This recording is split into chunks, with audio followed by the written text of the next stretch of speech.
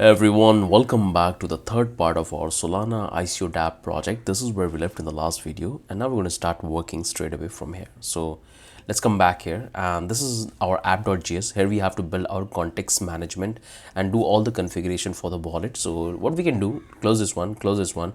Now we can come back to the packages and file, and let's install all the packages. So you will find that we are using the latest and the updated version of the packages, and this is the packages which you will find in most of the decentralized application for the Solanas, which is really powerful. So no matter when you are developing, as long as you use the exact version, every single thing will be working fine. So now open up your terminal, and if I check my node version, you will see that I have the latest one. So there is no problem with this node version. Now let's do the installation and just wait. It depends that how fast your internet connect is and how good your operating system is. So you can see in my case the installation got completed very quickly, and you will find that I'm getting couple of warnings and couple of vulnerabilities. Simply ignore that. It's not that important because we are focusing on stability and using the combination of old and new packages. So this is fine. Don't execute any one of these command, otherwise it will change the package version and it will create an issue. So let's clear the terminal. Once we have the installation, now we can start the application. Type npm run dev and it's going to start. This is the command we are executing, and here we have the local. Simply copy, and that's what we have to simply minimize all of this, close this one, close this one, open a new tab and paste here, and you will find that our application is looking absolutely fine and started, and we have this index. Perfect. Now we can come back here and we can start working on our app.js first. So this is the one where we have to do all the configuration. So let's do it quickly. And first thing, we have to import the packages. So we're going to import, and this is coming from Solana wallet adapter, in which we have to get our wallet adapter network. Then we have to import our Solana adapter React. From there we need the connection we need, and we need the wallet provider. So this is the two we need: connection provider and wallet provider. Now we can come back here. We have to get our Solana wallet adapter React UI so it can display the pop-up, and we can get the model. Now we can simply import the Solana wallets. So I'm going to display two wallets, Phantom wallet and another wallet, SoFat. So let's import Phantom. Then we have this. So we got the wallet. Now we can come back here and we have to import few things from Solana web3.js. There we need the clustered, in which you will have all the network like mainnet, testnet, devnet. That's what we can pass it.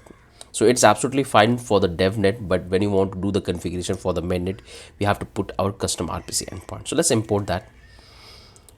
We have the API URL. Now we can simply come here and let's import the React, in which we need the use memo, because when there is a change in the network RPC endpoint, we have to trigger the event. Then we can come back here, and I can see that I'm missing something. I have to import the CSS file. So come back here. We'll take this Solana React UI, and there I have to simply get the CSS file, because when the pop-up model will open for the wallet, we have to add the CSS file for the package, and that's what we got it. Now looks fine. We can simply come back here, and here we have to simply take a variable and do the network. So I'm going to do the configuration for the devnet. So let's do that. We'll say wallet adapter network, and from there we can able to access the network. So we will have the mainnet, devnet and the testnet. So let's access the devnet, and this is how you can access. If you do the console log of this wallet adapter node, you will find we have three different network, which we'll see. Perfect. Now we can come back here, and that's the configuration we have to do. So let's take this endpoint, in which we can take this use memo. It will take a callback, and then we can call our cluster, in which we can pass the network. Perfect. This is the endpoint which we have to pass into our context. So let's come back here. Let's take a wallets, and there I'm going to define all the wallet which I want to take. So it's going to be a Phantom wallet, and we're going to have the second wallet. So replicate this one, copy, and that's what we can paste here. So far so good. Now I want to trigger this event when there is a change in the network. We got the network. Now we can start working on our JSX, and let's do the configuration. So first we have to take our connection provider. Let's close that one. Inside that we have to pass the prop as a endpoint. Then we can take this. Let's close that one, and inside that we're going to take the wallet, and we're going to simply pass our wallets, and it will be have a auto connection. Let's cut this one and bring it inside this wallet provider.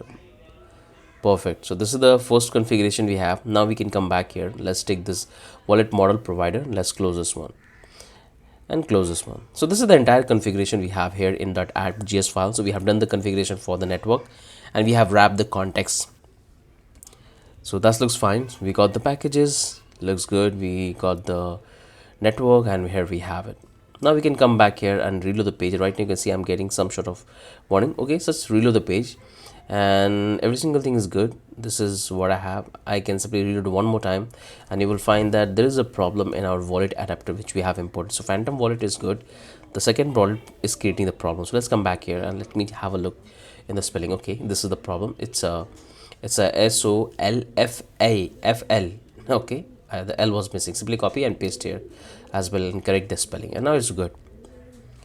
Perfect. Now it's good. Now we are done with this. Now we can start working on our index file. So let's have a look. Perfect. Let's start working on this.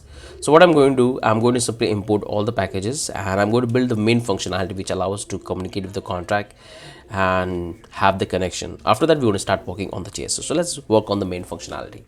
So first thing, we have to simply import few things from React, state and effect. Then we have to import the dynamic import, and this one is very important because the wallet provider which we are using, it will throw a hydration error if you use and import it straight away. So it's important that we have to manage it dynamically because there is a little bit delay in the connection, so we have to handle that. That's why I'm using the dynamic package. It will make sense, just follow along with me. Then we have to simply do the import for the, let's say, Solana wallet adapter React, in which we need the use wallet and use connection. These are the two model. Then we have to import from Solana web3.js, and there we need few things. So we can come back here. We'll take the public key. We'll take the system program. We'll take this sysvar, and the next one is going to be transaction. So this is the four models we are using from this particular package. Now we can come back here. Let's import our next one, which is coming from Solana SPL token, and then we need details about the model. So we'll need the token program ID, then get associated token address. So we'll pass the detail and it's going to give you the details about the user who connected with the application and in respect of the token. Then we can create associated token account instruction, and this one is a really powerful platform because in our biome function we have a feature which will create the association related to the user account in that particular token. So this model will use it. So this is the one we have. Now we have to create this get account. So this is the package we have, looks fine. Okay, now we can come back here. Let's import the idle file, our AB of the contract, and that's coming from our idle JSON. So if you come back here, if you go back to the library in which you will have the file, so that's what we are importing. Perfect. Now close this one. Now we can come back here and we can take the dynamic import of our wallet connect. So we'll take this wallet multi button and we'll take this dynamic model, the package, and it's going to take a callback function. There we have to simply import. So let's call this the wallet model, wallet adapter React UI, and we'll pass the catch the synchronous. So we'll take this mode and we'll take the mode dot wallet multi button, and that we can simply pass this. We can pass the property called SSR false, and that's our dynamic button. All we have to do is to simply import the wallet multi button in our component, and we'll have the button, and we'll reload the component behind the scene. So this is the one, we have it. Now we can come back here. Let's take the environment variable for our program ID, and that's coming from our environment variable. So we can come back here and I'm going to simply copy this one, and that's what I'm going to paste here.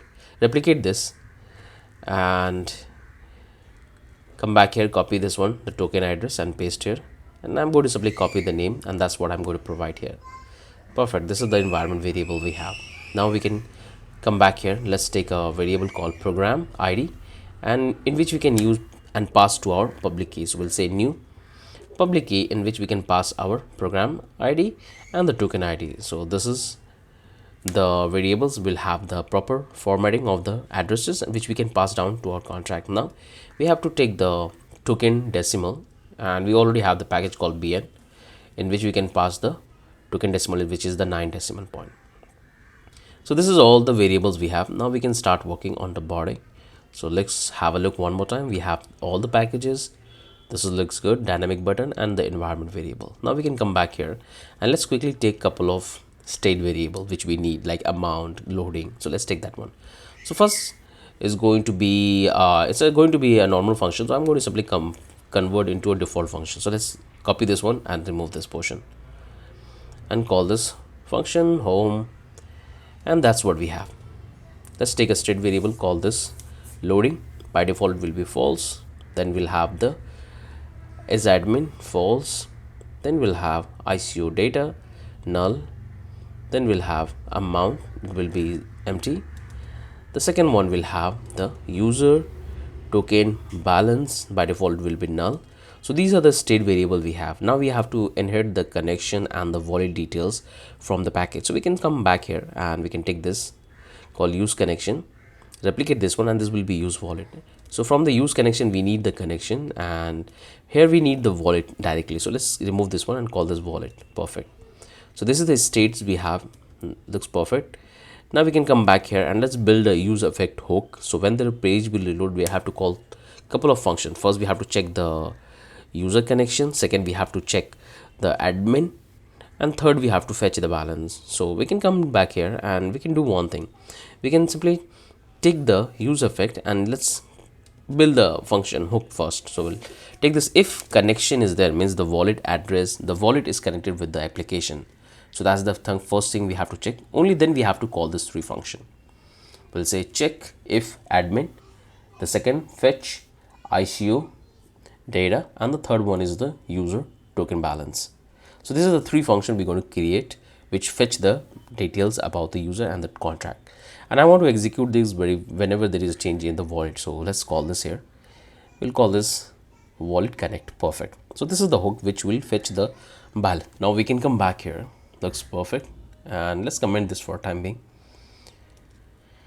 And now we have to build our first function called get program, and this will create and give us the provider, and it will help us to communicate with the smart contract. So we'll say if wallet connect is not there, then we have to return nothing, else we have to go with the provider. So we already have the details. We'll use the anchor framework right up here. There's a new anchor provider in which we have to pass the connection, we have to pass the wallet, and right now you will see that we don't have the anchor framework, so we have to import that. So we can come back here and let's import the packages. So this is the one we have to import. Come back here, let's call this anchor, and it's coming from our program. So we'll say program coming from our project anchor. So let's import that one, and let's import the program anchor provider web3 and bn, and that's the packages we are using, and this is fine. Let's see, are we missing anything? No, so far things are looking good. Now we can come back here and let's bring back this function and let's start working on it. So we got our provider and we already have that one. Now we can simply come back here and pass the details. So let's pass the connection is going to be confirmed. Now we have to return. So we'll say new program in which we have to pass the idle file. Then we have to pass the program ID and the provider. And it's going to give us the details about the program which we can call it and use the model. So it looks fine. Every single thing is good. So this is the main function which deal with the contract interactions. Perfect. Now we have to work on the next function, and this function will allow us to simply check the admin, whether the admin is connected or not. So that's the check we're going to do, is because admin will have certain feature like initialize contract, withdraw token, deposit tokens. So we have to make the check for the admin. So let's come back here. We'll take the try and catch, and in that we're going to simply console log out the error if there is an error. Now we can come back here. First we have to get the provider. So we'll first check the provider, and that's coming from our function. We'll say if provider exists, then we want to continue, otherwise we want to return like nothing. Then provider we have it, then we have to simply deal with actual functionality, and we'll take this data PDA and we'll say await public key. Will use the find model, and we can simply pass the details. So we'll pass the buffer from in which we can pass the data, and we have the void address of the user who connected with application. Key and we have to convert it into a buffer. Perfect. And we'll pass the program, and we already have on the model called program ID, and that's will give us the details. Now we can come back here and we'll take another try and catch, and here we have to simply do a little bit check. So first let's console log out the error if anything goes wrong. We'll say checking admin and the error. Then we can simply come back here and set the error admin to false, means it's not the admin. Now we can come back here and we can take the models. We'll take this data await program account data, will fetch, and we'll pass the data PDA. So it's a capital P, so let's make it capital P, copy, and that's what we have, the information about the wallet corrected. Now we can come back here and we can simply set that to an admin, so it can return either true and false. So we can come back here and let's get the data. So we'll say data admin equals wallet public key, and it will return either true means it's admin, false means it's user. And that's the only thing we have to do here. Looks fine, and let's format it properly. So let's bring that here, and we can come back here, and here we're going to go with the default one. So let's make it this accounts program account data all. Once we have the complete wallet, because in the wallet there is a multiple address, user can have more than one address, so we have to check the length for that. Let's say account.length, and we'll say if it's equal to 0, then we have to simply set this to true, else we can go with the false, and we can simply set the data to be the account first, and that we can get the accounts. Simple, not that complicated. Hope you have understood. First we have got the program details, then we have got the details about the wallet, then we are doing all the check and setting the state variable. Perfect. So this is done. Now we have to work on the fetch ICO data and fetch user token balance. So let's go close this one and close this one, come back here. Let's take the fetch ICO data, and this is the one we have to get, which will deal with fetching the balance or details about the contract. So we can come back here, we'll take this async, we'll have a try and catch, and first we have to check the program. So we already have it here, so we can simply copy it, and that's what we can paste. So that's the first check. Now we have to simply come back here and we have to take a variable called accounts await program accounts data all, and then we have to check the length. If it's greater than 0, then we have to simply set the ICO data to be the accounts and first, and from there we can access that account. Very simple. Now we can come back here, we'll catch the error fetching ICO data, and that's what we have. So all we are doing, we are checking for the connection, then we are fetching the details about the contract, means all the information, and that's what we are setting to our state management. Perfect. Got it? And that's our function is ready. Fetch ICO data is ready. Now this is fine, this is fine. So now we have to work on our initialize contract, because this function is very important, in which we have to simply initialize the contract as well as we have to deposit couple of tokens in the contract. So let's do that. So let's come back here, call this create ICO ATT, and it's going to be an async function, similar structure we are following. Let's take the try and catch block. And so first thing we have to check the amount, because we have to pass the amount, the token quantity into the contract. So we'll say if amount is not there, else parse int amount then is less or equal to 0, then we have to simply throw an alert message that please enter a valid amount. That's the first check for the quantity, because user need to deposit few tokens in the contract. That's the first one. Now we can come back here, let's set this loading to true, then we can simply check the program, and we already have the function. Once we have the program, we have to check whether it's available or not. If not, then we have to return an empty, and we can come back here, we'll take this and let's build the structure. So first we have to create the entity, and then we have to do the transfer. So let's call this ICO ATA PDA is going to be wait. We'll use this public find program address, in which we have to pass all the details. So first is going to be the ICO mint token buffer, means the address, then we have to pass the program, in which we have the program ID. So this is our ICO ATT That's the first one. Now we have to take another one. We'll call this data PDA, wait, public key, find address, in which we have to pass all the details like the buffer from, and we'll have the data, and we'll pass the address of the admin which is connected. Let's convert it to a buffer. And the next one is going to be the program ID. That's the second one. Now we can come back here. Let's take a variable called admin ICO, and we'll call this get associated token address. Means this token should be associated with the admin, because only admin can allow to execute this function. So we can take this mint token and the wallet address. Perfect. Now we can come back here.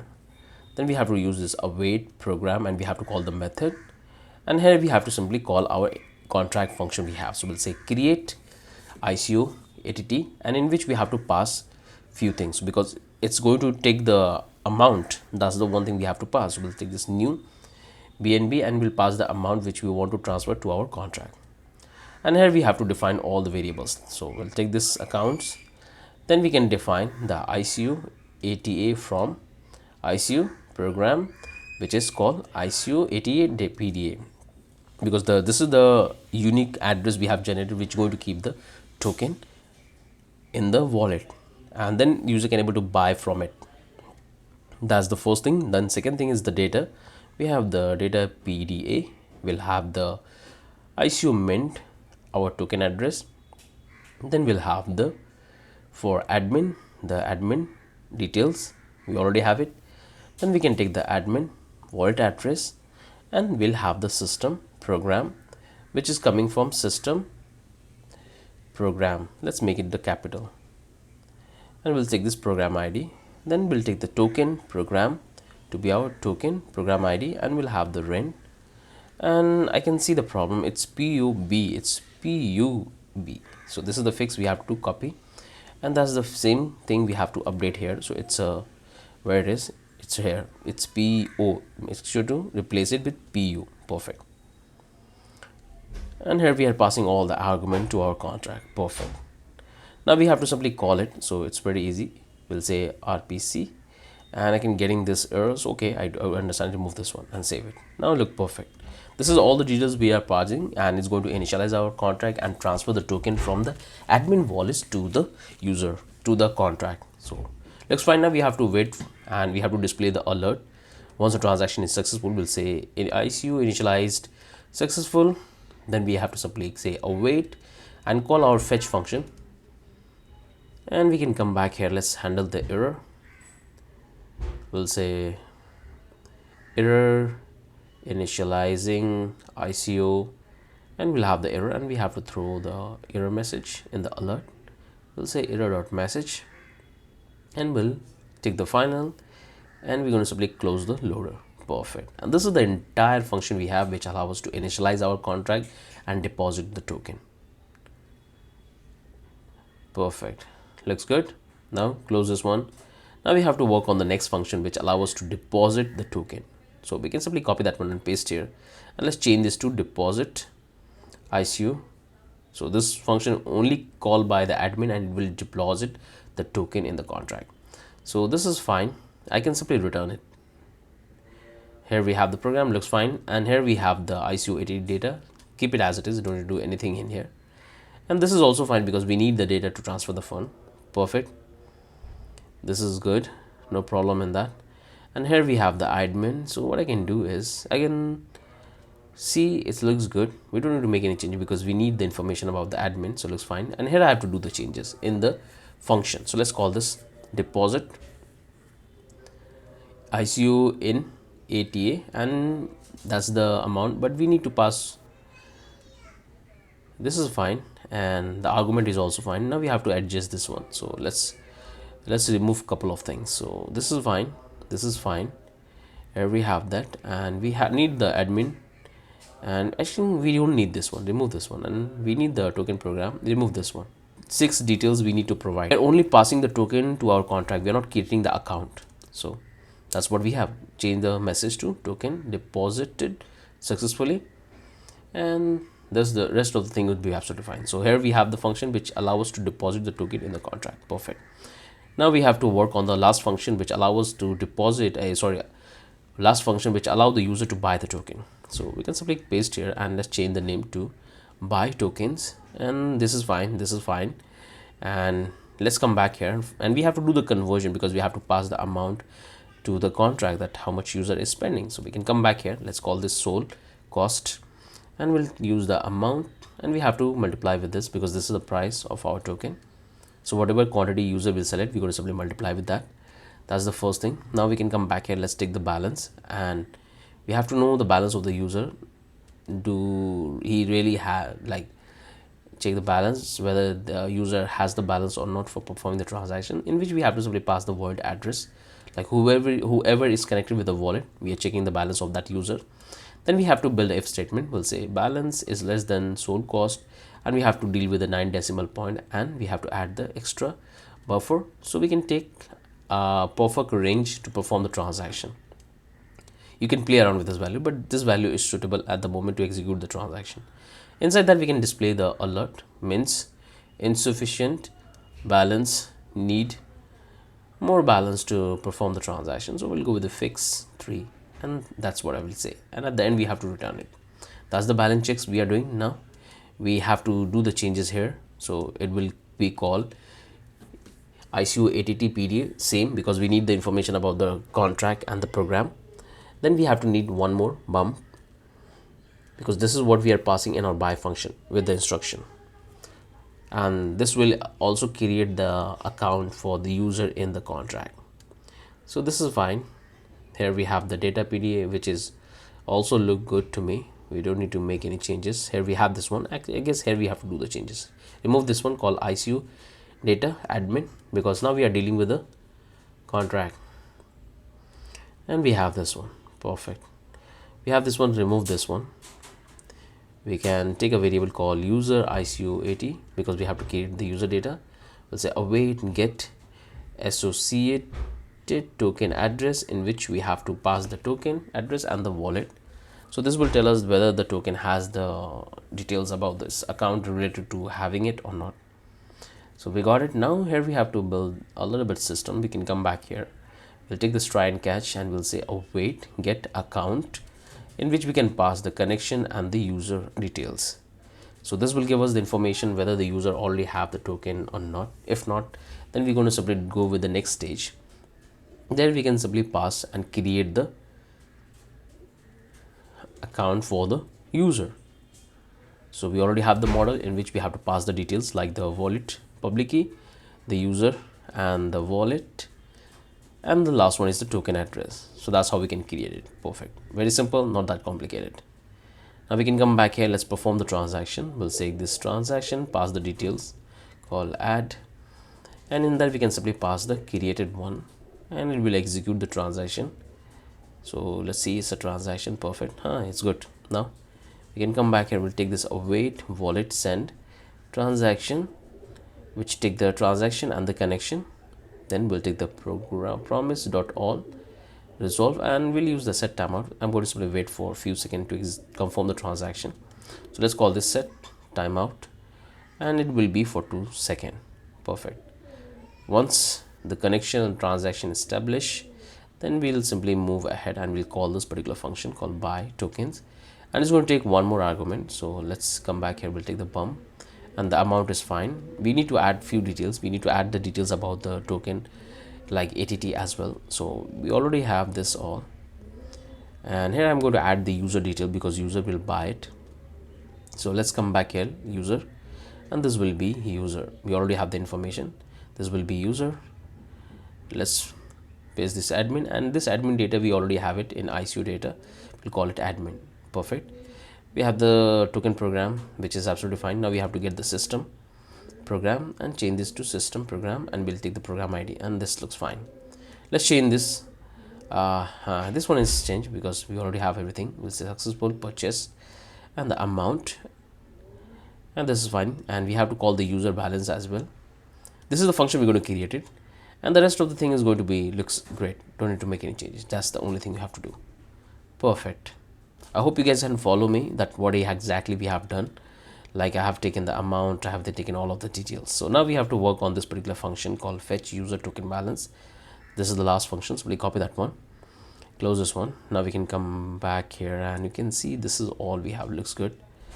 Now we can come back here. Let's take a fetch user token function. It's going to be async, and here we have it, try and catch. We'll say if wallet connected, then we have to continue, otherwise we have to return nothing. We'll take that details, we'll take this user att, and we already have the details. We'll say get associate token address, in which we can pass the token address and the wallet.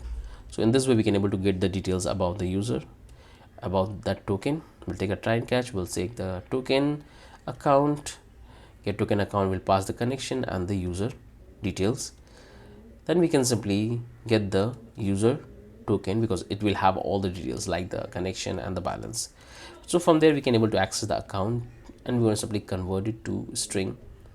Got it? Now we can simply come back here. There we can simply take the error, and let's handle that. By default is going to be 0 if there is something goes wrong. And here we can simply come back here. We'll take the console.log, we'll display the error, and I getting this one, save it, perfect, and we'll set this to 0. So this is the function which allows us to simply get the balance of the token if user is connected.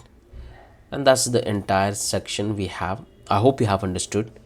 This is all the important function we need to write. And if I reload the page, if I do the inspect element, you can see that here we have all of the detail, no error we are having. If I come back here in the app.js file, and if I try to console log it, this particular one, in which you will find that we have all the wallet like mainnet, devnet and testers. So come back here and you can see, reload the page, go back to the info, and here we have the details about the network. So we have accessed the devnet.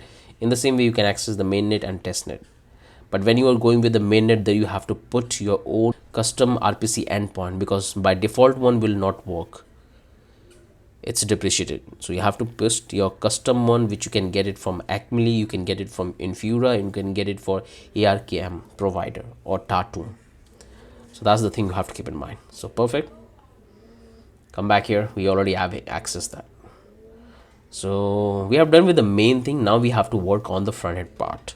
So we can come back here, minimize this one. Let's make it side by side so we can see what exactly we are working on.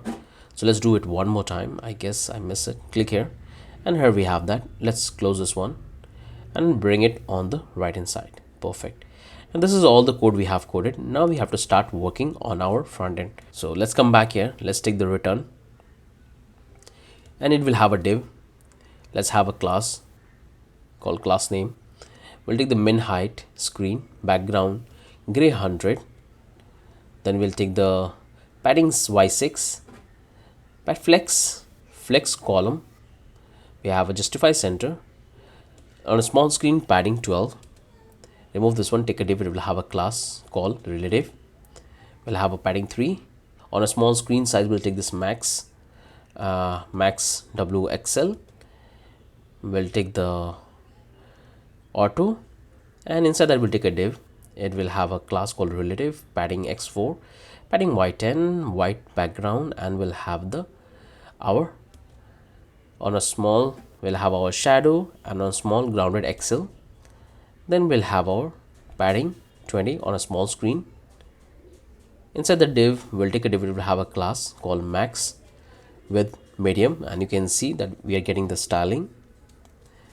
It will have a max auto. Inside that div, we'll take a div. It will have a class called padding bottom 8. Inside that, we'll take a div. It will have a class called flex, justify center, item center. Inside that, we'll take a h1 and we'll display our tag. So we'll take a class first. We'll take this called text 2xl. We'll take this font bold. We'll have a Solana ICO DApp. Perfect. Now we can come back here. We'll take our wallet connect. So this is the multiple wallet button, is looking absolutely fine. Now we can simply come back here. We'll take a dynamic block.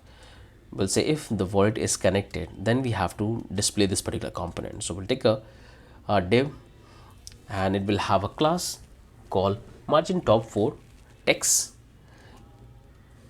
small. We'll have text gray 600. Inside the div, we'll take a p. It will say wallet, and it's going to display the wallet address. We'll slice it down to 8 character. Inside that we have to display the wallet, and we have to simply slide it down to the last one. Simple, not that complicated. Now we can come back and let's take a P. It will have a class margin top 1. Inside that we can say status, and we can display the status whether it's admin and the the user. So we can come back here, we'll say font semi bold, and we're going to have two different classes, one for the admin if the admin is connected or the user is connected. We'll say is admin is true, then we have to display this particular green one, else we can go with the bluish. So we'll say text blue 600, and that's the dynamic block, and we can display the message. So if admin is true, we'll say admin, otherwise user. So this will display that who is connected. Now we can come back here, we'll take the P. It will have a class called margin top 2, padding 2, background gray 500, rounded large. Inside that we'll take a span. It will have a class called text gray 600, and inside the span we can say your token balance, in which we can display the balance of the user. We'll take this class. We can take another span. It will say font semi bold. In that we can display the balance of the user. So we already have that one, so we can say user token balance. We have to simply divide by the 9 decimal point, and we have to get the first decimal, otherwise we can go with the else, which is 0. Perfect, simple. And here we'll say tokens. So this is our dynamic component once the user will connect it. Now come back here, let's check it. Let's make on the big screen to check everything, and you will find this is how it's going to look. If I click on reload the page, click on the void, and it's opening successfully, all of that. I can click on the phantom wallet, and here I'm connected. The void address is reflecting, the user status is getting perfect, and the balance is 0 at the moment. So every single thing is looking good, no problem so far. We have come back here, and let's make it side by side, so see, and we start working and complete the code. So let's come back here, click, bring on the right side, and here we are. Now we have to simply come back here, and we have to take and work on the main component. So we'll come take the wallet connect. If it's true, then we'll take a div, and let's have a class called padding 8. Inside that we'll take our dynamic block. We'll say if ICO data means the contract is initialized, and we have the data about the token, about the addresses and the connection. That's the data we have to, if we have those data, then we have to simply display in the component. So let's take that one, else we can go with the different one. So let's come back here, let's take a div, and it will have a class. Let's call this margin bottom 8, padding 4,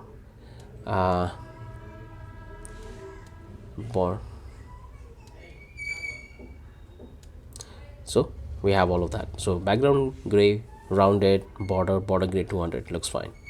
Inside that we'll take the h2. It will have a class text large, font semi bold, and we'll have bottom 3, and we can say ICO status. Now we can come back here, we'll take a div. It will have a class called grid column 2, gap 4, and text small. Inside that we can take the div. It will have a class called text gray 600. Inside that we can take this total supply, and we can take a p tag in which we can display the details. So it will be font medium, and we can display the total supply, that how much token is available in the contract, and we already have those data, total token, and we can call the string and whether token. Perfect. So this will display that how many token is available in the contract for ICO. Now what I want to do is I want to wrap this in a div. So let's come back here, and we're going to have the similar structure. So let's cut this and paste here. So this is the first one. Now we can simply copy this one and paste here, change this one to be tokens sold, and we can display the sold details, tokens sold. Copy and paste here. This will be price, and here we have to change and display the token price. So let's come back here, let's do the hard code, because this is the price we have. Now close this one and copy the second one and paste here. Here we have to call this available, and here we have to pass and do the conversion. So we have the total which we're going to manage with the sold, so we get the available one. So we'll take this total minus with the sold one, remove this one, come back here, and we'll get the available token. Copy, paste here, and this one will have call your balance, and it will have the balance. So we already have the balance which we can display. So we'll take this number, user balance, and which we can do the multiplication and convert it to a fixed point too. And we go with the else statement, which is 0. Perfect. Hope this makes sense. Looks perfect. Now close this one. This is all the section we have, and we can simply take these tokens. Now we can come back here. We'll say if it's admin, then we can display a different component. So we'll take this margin bottom, padding 4, background yellow, rounded large, border y, border yellow 200. Inside that we'll take a p tag. It will have a class called text yellow 700. In that we can display ICO need to be initialized. Perfect. So this message will display when the data is not available. That means the ICO is not initialized. So admin can initialize the ICO. Now we can come back here. We'll take a div. It will have a class called space y4. Inside that we'll take an input field, and we have to make this input field as a global, so it can be used for deposit and balance and initialize. So let's call this number, and it will have a value to be the amount. We'll have an on-chain function where we have to update into the amount, set amount e.target.value. When we'll display the, let's say, add the placeholder. So in that we can display that if it's admin, then we have to say ICO data, and we'll say amount of token to be deposit, else we go with the amount of token to be initialized. So this one is for the admin, if admin is connected, because admin can deposit and it can initialize. Else we can go with amount of token to buy. You can see it looks good, our input field. Now we have to apply the CSS. So we can come back here. Let's apply the CSS. We'll take this width full, padding 3, border rounded large, focus ring 2, focus ring will have blue 500, focus line 500, and there we have, and we'll have the min, like min and step. Perfect, looks good. So this is our input field. Now we can come back here. Let's take the dynamic block. We'll say admin amount.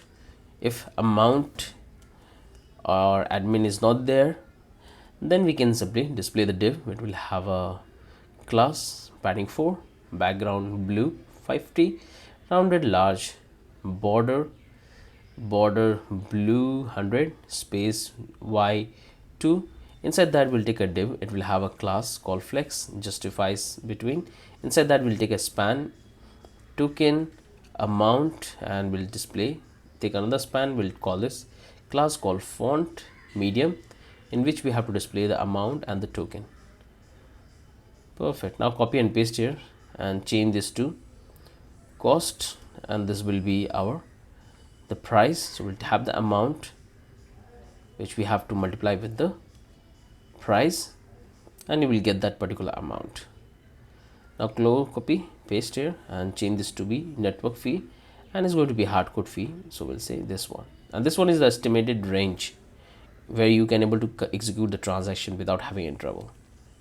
That's why I'm going with this. Now paste here and change this border top, padding top to flex, justifies between, font semi bold, and this will be called total, and this is called the our parse int amount. We're going to multiply with the amount and plus the fee network, and we'll say sold. Perfect. Now we can simply come back here and looks fine. Let's come back here. We'll take a dynamic block. We'll say if it's admin, then we have to display the buttons for admin. So we'll take this div and we'll go with the else block. So we'll say if it's admin, let's apply the classes. We'll say space y3. Inside that we'll take a dynamic condition. So we'll say if a contract detail is not there, then we have to display this particular button.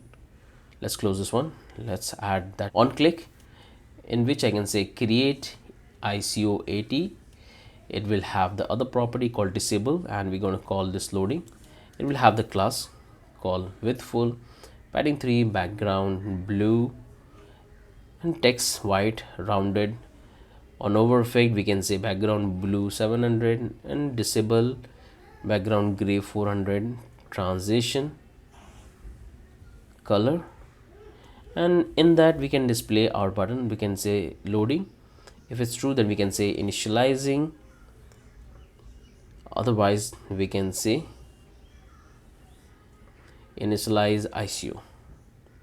Perfect. This is the same button, and the same thing we have to do, copy and paste. So this is the button is ready, which admin can call and initialize the contract. That's the first thing, if the contract is not initialized. Now we can come back here. We'll take another dynamic block. We'll say if the data is there, so we have to build the condition for the admin as well as the user.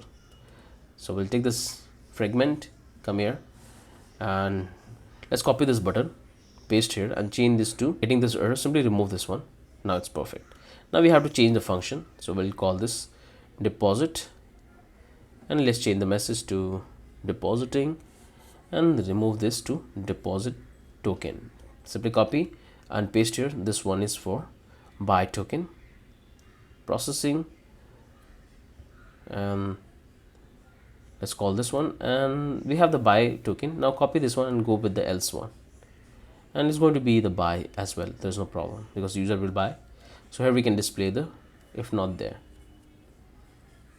Perfect. This is good. Now we can come back here. We'll take this loading, and we'll take a div. It will have a class called text center animate plus text gray 600. Inside that we can display processing transaction, and now we can simply come back to the last section. We'll display the wallet connect. If it's not connected, then we have to display this div. We'll take this padding 8 text center text gray 500 600, and we'll say please connect your wallet to continue.